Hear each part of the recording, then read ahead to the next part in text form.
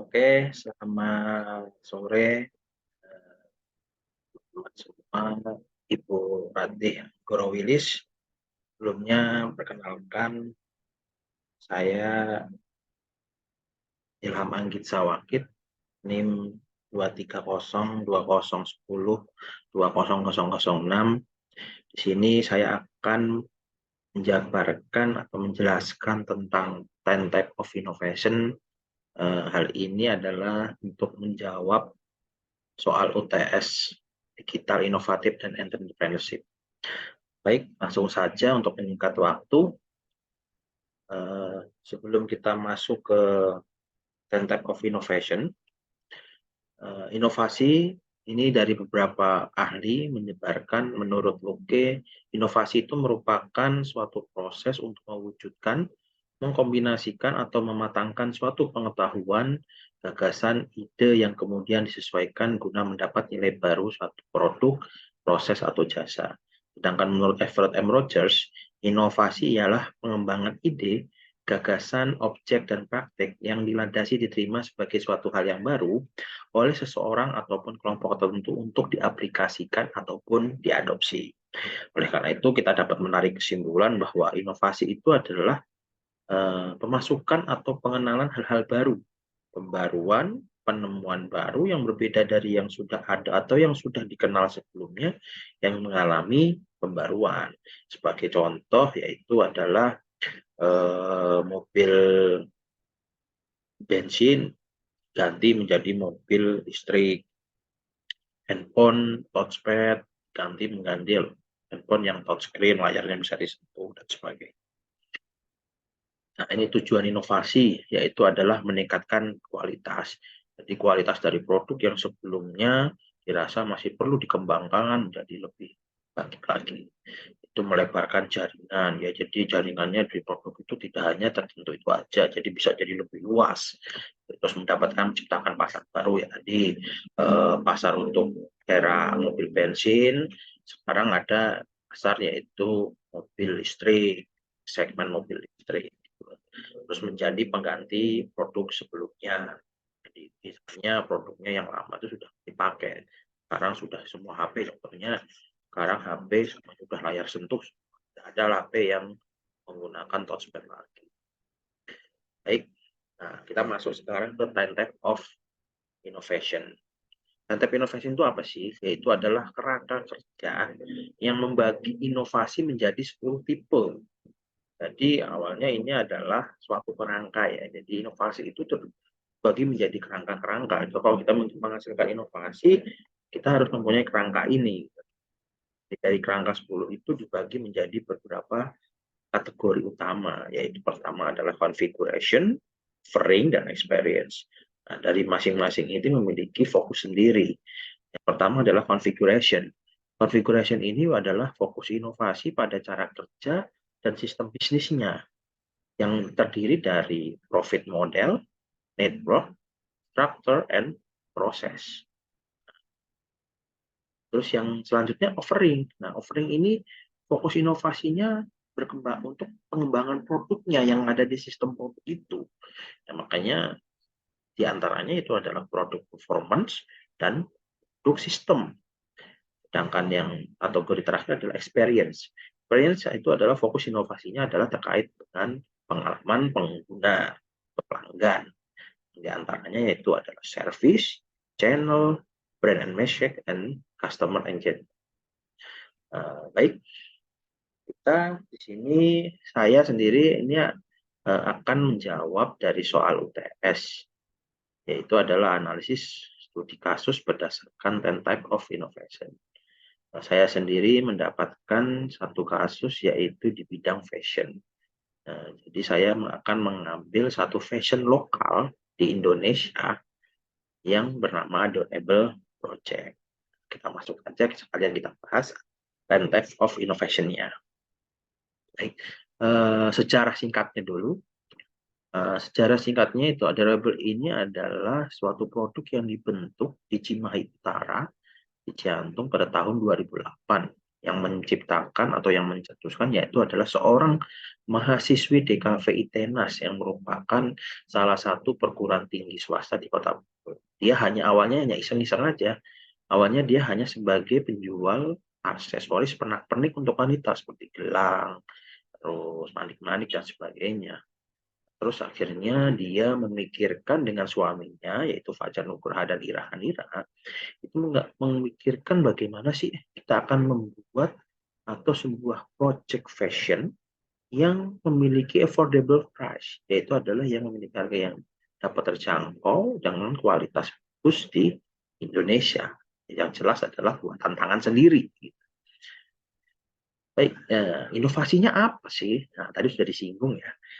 Jadi Adorable Project ini mengawali usahanya adalah membuat produk berupa aksesoris yang dibuat sesuai dengan buatan sendiri, tapi sekarang sudah memperluas dengan memproduksi berbagai macam jenis sepatu, tas, pakaian, dan perlengkapan wanita lainnya. Jadi mengusung konsep handcraft produk, yaitu buat tangan, yang dia pikirkan adalah handcraft itu memiliki jiwa yang berbeda untuk tampil percaya diri. Jadi bahan-bahan yang dibuat oleh tangan itu mempunyai jiwa tersendiri untuk bertampil lebih percaya diri. Nah, proses pembuatan desain label ini juga tidak terlalu lama ya. Mereka hanya makan waktu 2 hari sudah mendapatkan desain dari jadi sehingga setiap pekan itu mereka pasti ada minimal 5 desain baru. Oke, sekarang kita masuk ke dari 10 type of innovation configuration yang dari configuration ini tadi sudah disinggung ada 4 jenis inovasi, yaitu pertama adalah profit model. Nah, profit model ini apa sih? Yaitu ada inovasi yang berfokus pada sumber keuntungan. Nah, itu bagaimana dari produk ini itu dapat menghasilkan sebanyak-banyaknya keuntungan. Nah, yang jelas, Adorable ini mendapatkan keuntungan terbesarnya pasti adalah menjual dari produk buatannya sendiri, ya kan? Nah, bagaimana mereka bisa mengembangkan itu? Karena dari produk yang dijual itu adalah terdiri dari fashion wanita. Jadi karena fashion wanita itu memiliki nilai yang berbeda dengan fashion yang dipakai oleh laki-laki. Karena fashion wanita itu dapat dikembangkan sedemikian rupa, sedemikian modelnya berbeda dengan fashion laki-laki, sehingga kekuatan utamanya di situ bagaimana mereka membuat suatu produk yang dapat dikembangkan, memiliki kualitas terbaik dan dapat dijangkau oleh semua kalangan. Selanjutnya adalah dari inovasi yang kedua adalah jaringan atau network. Network ini bagaimana perusahaan atau produknya itu membangun atau mengelola jaringan kemitraan dan hubungan eksternal untuk meningkatkan pertumbuhan produk. Jadi, Adorable Project ini melalui dengan harga yang dapat bersaing dengan pesaingnya, itu dapat melakukan custom produk. Ya. Jadi custom produknya itu dengan bahan asli produk lokal yang diambil dari pengrajin kulit, bahan-bahan kulit khusus, sehingga minat pembeli itu makin tertarik gitu. Banyak produk-produk luar yang dari kulit, namun di Indonesia ini juga ada kulitnya yang kualitasnya terbaik dengan pengrajin-pengrajin utama. Bahkan produk luar negeri pun banyak yang dari kulitnya itu pengrajinnya dari Indonesia gitu. Mereka malah langsung dari pengrajin lokal. Baik. Nah, yang ketiga adalah struktur atau struktur. Ya, jadi inovasi struktur ini berhubungan erat bagaimana mereka itu mengelola SDM pihak internalnya mereka untuk meningkatkan efisiensi. Nah, uniknya lagi di tim dari Adorable Project itu mereka hanya memiliki tenaga kerja utama, fokus utamanya hanya sebagai admin dalam penjualan. Sedangkan untuk produksinya, mereka itu bekerja sama dengan pengrajin kulit lokal. Mereka mempercayakan semua hasil produksinya melalui pengrajin lokal. Sehingga mereka melakukan pembiayaannya itu jika ada setiap pesanan. Untuk mengurangi biaya dari beban gaji. Mereka hanya memberikan pesanan kepada pengrajin yang sudah mereka percayai, baru mereka buatkan. Baik, yang keempat yaitu adalah proses.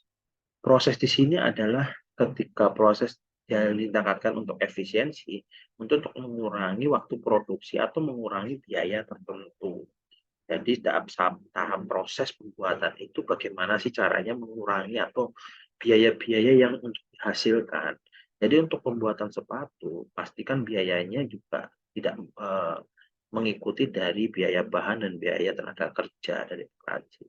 Nah, bagaimana cara mereka untuk mengurangi biaya lain? Yang dapat dikurangi adalah biaya tentang penyimpanan atau gudang. Nah, dari gudang yang mereka simpan, mereka mengurangi biayanya dengan cara yaitu pembelian dengan open order. Jadi mereka menjual dengan konsep dan menjual dengan desain, terus mereka menjual dengan cara open order dengan berapa hari baru dibuatkan sepatunya. Nah, itu juga jadi sehingga mengurangi biaya dari penyimpanan stok. Baik, nah ini kategori yang kedua kita sudah masuk yaitu adalah offering. Offering ini jelas terkait produknya ya. Jadi nilai yang kelima adalah kinerja produk atau produk performance. Jadi inovasi kinerja ini berfokus pada nilai produknya dan fitur serta kualitas produk. Gitu. Jadi produk dari Adorable ini mereka bagaimana cara meningkatkan produknya? Karena Adorable ini merupakan buatan tangan sendiri yang tidak berkaitan dengan pihak lain, mereka dapat menyesuaikan pembuatan sepatu itu sesuai dengan tren. Gitu. Jadi tren saat ini apa mereka kembangkan. Jadi sehingga banyak hampir hari ini sampai sudah 1.200 lebih produk yang sudah dihasilkan. Sejak mengikuti tren-tren baru mereka kembangkan. Yang keenam adalah sistem produk. Ini produk sistemnya. Gimana sih mirip dengan inovasi kinerja produk, inovasi produk tentang penawaran yang diberikan untuk memberikan nilai tambah. Nah, ini bagusnya lagi dari driver ini adalah mereka ada dengan konsep permintaan sesuai custom dari pelanggan. Nah, kenapa? Ini suatu nilai tambah. Jadi sekarang ini kan banyak nih anak-anak muda dan khususnya kaum milenial ini ingin memiliki jenis yang dipakai itu berbeda dengan yang lain, tidak mau jenisnya sama gitu. Dengan adanya custom ini pemohon pengadaan sesuai custom. Jadi dia bisa meminta sesuai desain yang ingin kita inginkan gitu. Jadi seperti sepatu yang berbeda dengan yang lain, seperti sepatu dengan ada motif kupu-kupu, sepatu dengan warna yang berbeda, misalnya sepatu dengan warna biru navy yang istilahnya ada bintang-bintangnya dan sebagainya. Jadi dengan custom ini membuat pelanggan itu dituruti sesuai dengan permintaannya. Nah, yang terakhir ya adalah kategori terakhir ya experience. Nah, experience ini yang jelas adalah pasti berhubungan dengan pelanggan. Nah, nilai ketujuh itu adalah layanan atau service. Nah, inovasi layanan ini berkaitan dengan hubungan antara pelanggan dengan bisnis kita gitu loh. Hal tersebut berkaitan dengan hubungan baik antara tim dengan pelanggan gitu kan. Bagaimana proses menyelesaikan komplain, layanan seperti apa yang ditingkatkan, bagaimana menyelesaikan masalah dari komplain itu. Sedangkan di Agile Project ini memiliki SOP yang sesuai standar dan pegawainya telah dibagi tugas dalam menangani permasalahan. Dan juga jangan ditakutkan juga bahwa Adile ini juga memiliki garansi setiap produk yang dibeli. Jadi untuk memberikan pelanggan rasa nyaman. Itu juga adminnya juga berbeda-beda nih. Jadi setiap marketplace juga memiliki adminnya masing-masing, admin utama juga memiliki masing-masing. Baik, yang kedelapan yaitu adalah saluran channel. Nah, inovasi ini berkaitan bagaimana produk itu dijual dan sampai kepada pelanggan. Jadi, Endorphin Project ini menggunakan saluran dengan memanfaatkan media sosial, websitenya sendiri, dan platform marketplace seperti Shopee, TikTok, TikTok Shop, tapi TikTok Shop sekarang masih ditutup lah sementara. Terus Tokopedia, Facebook, Instagram dan sebagainya. Nah, yang terakhir 9 adalah brand and messaging. Jadi brand and messaging apa sih? Merek yang berhubungan dengan citra merek bisnis. Bagaimana perusahaan itu membangun merek yang kuat sehingga pesannya itu bisa masuk kepada pelanggan. Gitu. Nah, Durable Project ini kan merupakan produk lokal ya. Walaupun namanya luar negeri, tapi apa sih ini tertarik gitu produk lokal kok dengan nama luar negeri. Gitu. Ternyata juga mereka juga punya visi yaitu memperbaiki citra handmade Indonesia gitu. Jadi produk lokalnya ini walaupun hanya lokal tapi sudah sampai ke seluruh Indonesia penjualan. Di pesan-pesan yang membedakan dari adorable, kalau misalnya anak muda, adorable project, oh berarti ini sepatu yang bisa dibuat. Gitu. Nah, yang terakhir nih adalah customer engagement, yaitu adalah keterlibatan pelanggan memikirkan tentang produk dan atau pelayanan orang yang bagaimana dapat berinteraksi dengan mereka yang cara yang lebih efisien. Nah, jadi ini membuat pelanggan itu dapat terlibat, jadi memberikan dampak positif.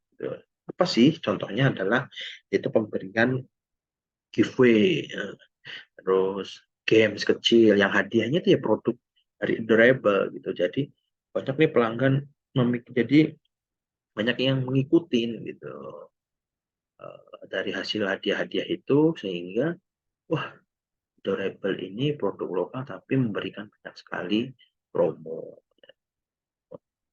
Nah, udah 10 nilai.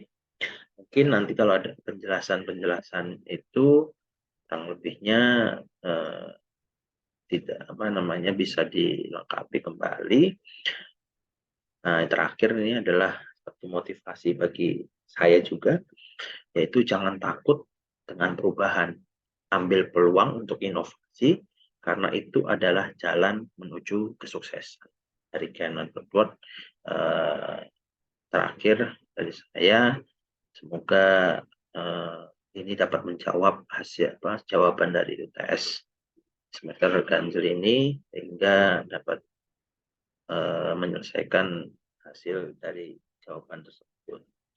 Baik, sekian dari saya, kurang lebihnya mohon maaf.